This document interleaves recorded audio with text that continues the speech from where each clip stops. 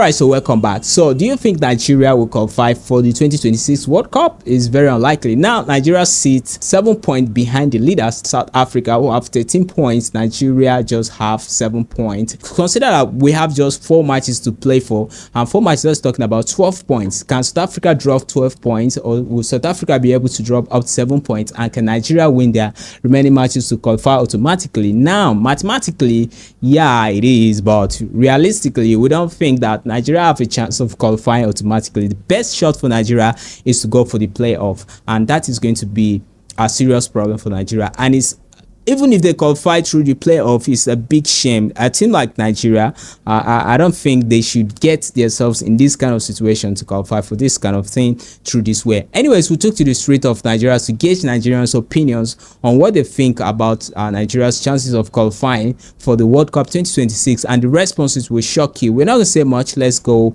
to the streets. Nigeria can qualify. Depends, but we should not put much hope on them.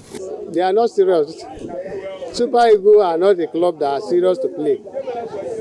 The only player we have in Super Eagles are Victor Osimhen, Lookman, and few of them. They can only qualify if everybody puts their heads together to work.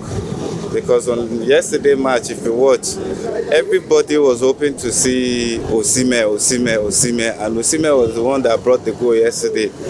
Everybody wanted Osimhen, and Iwobi was there, and he wasn't making any contribution. I don't know whether the big names are too much, or I don't know. We have enough players. Today they will win, the next day they will not. Sometimes it will be draw. That shows that football institution has not fully developed in Nigeria. So we shouldn't be hoping that all is well. They are not serious. They are the one eating that money. The only thing that unites Nigerians is football. That is the only thing that unites us. And those boys, they don't want to make us happy. Then play as if they are in their bedroom. They underrate Zimbabwe. I don't know whether Zimbabwe they are homeboys or they are professional like them. But if you see other countries, they play aggressive football, physical football. But our boys will be playing as if they are playing with their friends or they are on training ground. It doesn't make sense. If they are tired because they have made money, let them give other people a chance. There are boys there that are hungry to play.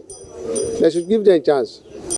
Well, everybody is reasonable on the street. Some people even say that the kind of players the coaches code is not the kind of players that will give Nigeria the Super Eagles result, that they should go on the street, they should check the league. Now, we actually find meaning in this because you check out countries like Spain. Most of the players that play for the Spanish national team, like 90% of them play in Spain, Spanish league or other top flight. But you come to the situation where Nigeria is mentioned, you see that most of the players are playing in England and other league, and they are not even playing in top flight leagues. So why not come back to Nigeria and get players from teams that are actually playing good football and then blend them together? There's a particular response I want us to take a look at again.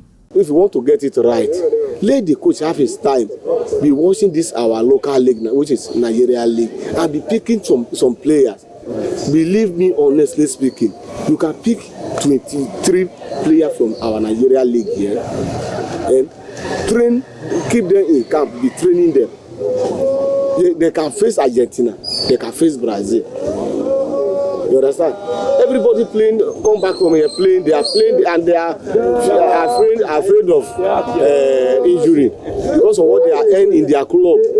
And there's nothing like discipline in this country again. There's no discipline. Okay. How can you expect player that's supposed to be in camp for 3 days before the match, a day to the match, you come to the camp? You no go good. He said that the time given for these players to prepare for the tournament or for the matches is very small. They can't blend well, and that is why if you watch the Nigerian football, you feel that there is a disjointment and something is not linking up well. I think that's what these guys are actually trying to say, and we're taking a look at that. We just hope that NFF boss and everybody involved is going to listen to what these guys are saying and then make amendments and make correction for better results for a team seems like Nigeria to be in this kind of group and still be struggling. I'm not underrating all the other players in the group, but of course we know when you talk about football, you talk about the record, you talk about history. Football is all about history. What happens there becomes history, and Nigerians have done very well in the past, and we expect that this history will continue. If not, they are going to alter a lot of things, and the future generation, they're not going to understand how great these Super Eagles was once upon a time if they keep seeing results in recent years like this. So it's not something that Nigeria should be negotiating goals or points with systems. They just go in, overpower them, and show their superiority. But this is the situation we have. They talk about administration. Problem is from the NFF. You can't just bring a weather as a sport minister.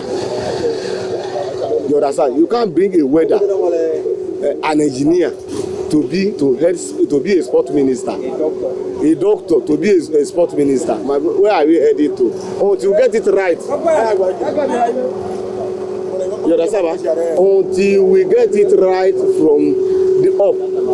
When the head is good, the down will be okay. Yes, administration is important, like bringing in doctors, medical doctors, bringing in politicians to head the Ministry of Sport, the NFA chairman being a politician, being a medical doctor, being an engineer. Whereas you go to other countries in Europe, even talk about African countries. Look at Cameroon. Iheanacho is a former football player. You talk about Cote d'Ivoire, Ivory Coast. Didier Drogba is a former football player. They are the ones. But he come back to Nigeria. Imagine that JJ Okocha will contest with a politician to become the NFA chairman, and JJ Okocha will lose to a person who has never been to the field of play, a person who have never touched football and don't know nothing about football. So this is the situation. How can you move this country football wise to the next level?